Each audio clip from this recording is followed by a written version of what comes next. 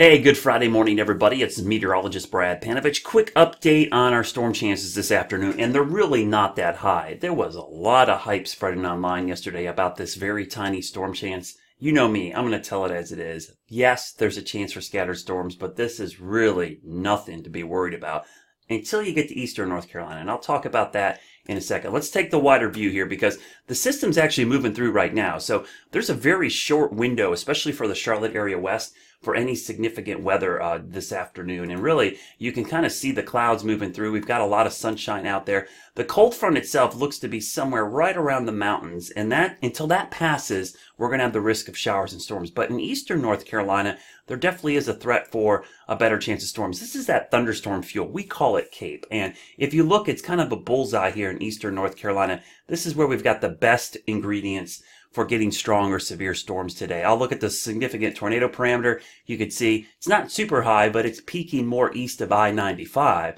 So the eastern part of the state has a much higher risk of seeing some of this severe weather. Now, wind shear wise, you can see the wind shear definitely more potent in eastern North Carolina, but there is a little bit along the front. So any heating of the day here certainly could lead to some showers and storms. And just to kind of show you, why things are kind of getting better at west, because temperatures are in the 60s here, but the key part is the dew points. Look at the dew points. They're already falling into the 50s back to the west, but in eastern North Carolina, they're in the 60s. The reason that's important, that's one of the ingredients for that thunderstorm fuel. Low-level moisture, higher dew point air near the ground can lead to a higher chance of severe storms this afternoon. So here, let me show you the wider view. I got the radar looping here. You can see our cold front entering eastern Tennessee right now, and I'm going to stop this and show you the severe weather outlook today, which was updated this morning. And still, from Charlotte east, we're in the yellow range, which is the low risk, the lowest of our 4 levels on a scale from 1 to 4.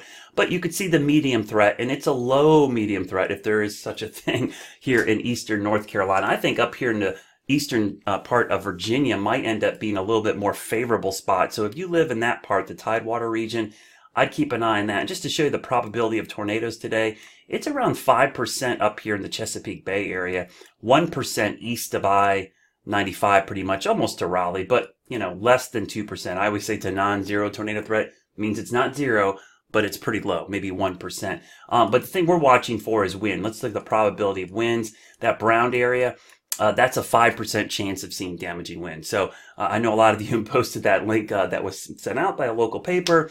It was complete hype and clickbait. Doesn't mean there isn't a chance for a strong thunderstorm, but the chance is literally less than 5%, and the chance of being life-threatening is almost close to zero. You have a higher risk of dying in a car crash today driving to work than being killed by a thunderstorm today. So just put things in perspective. I'm not trying to get you to click on things. I'm just trying to tell you what's going to happen. And in that vein, let's go right to the future cast here. I'm going to turn off the current radar, and we're going to throw up the future radar here. So I'm going to load it while I'm talking to you because I'll kind of show you what I'm doing. I'm going to load the next 18 hours, and you'll see it load in front of your eyes as I pull in the data from NCEP. And I'll pause this, so as it loads, you'll see it advance, but I'm going to go back here once it all gets loaded. So we've got 14, 15 hours, 16, 17, 18 hours. So let's back this up to right now. So here's our view at 9 a.m. As we go into the afternoon, you can see the cold front approaching the mountains. That's what this is right here. This is the cold front. And there will be some sun out here, so there's going to be an opportunity. But notice there won't be a ton of storms. That's because we lack the moisture, the ingredients to get widespread storms. Watch here, right around 1 o'clock, we start to see some showers and thunderstorms develop. And then look how scattered they are. They're really isolated. This is 2 o'clock. This is 3 o'clock. But notice up in here, this is the area I just highlighted. That's where we're going to see a much higher risk. So I'll go up there in a second for some of the online viewers. But you can see by 3 o'clock, 4 o'clock, it's done. It's east of us, and it's out of here. So not much to write home about today. In fact, it actually could be a pretty nice afternoon. Now, the thing I will tell you, once this front moves through, the wind is going to be howling. But let's go up here and show you where the severe weather threat is highest.